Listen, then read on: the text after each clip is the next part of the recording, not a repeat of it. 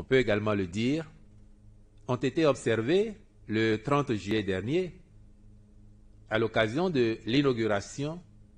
des 3 statues majeures ou des 3 monuments majeurs que nous avons désormais dans la ville de Cotonou. Le monument Bioguera,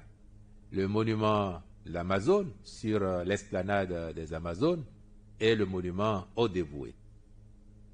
Si l'on est attentif aux choses, et je sais que c'est votre cas, chacun a pu voir comment,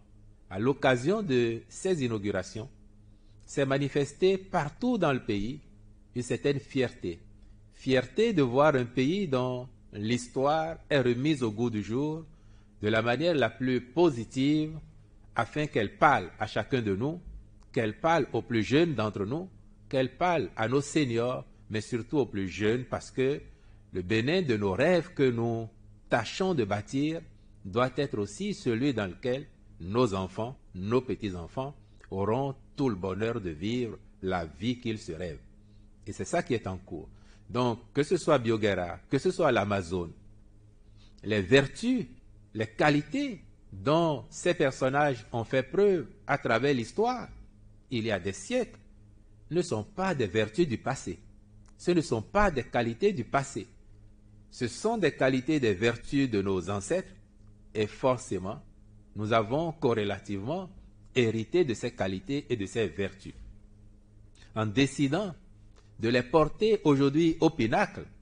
l'objectif du chef de l'État, c'est de rappeler à chacun de nous que nous sommes aussi des héritiers de ces qualités, des héritiers de ces vertus, et que rien ne devrait nous empêcher de les mettre au service de notre pays, au service de sa renaissance. Et quand on peut le faire, ainsi que eux l'ont fait hier, on peut légitimement aspirer à intégrer le club ou le cercle des dévoués à la patrie pour se voir honoré un jour,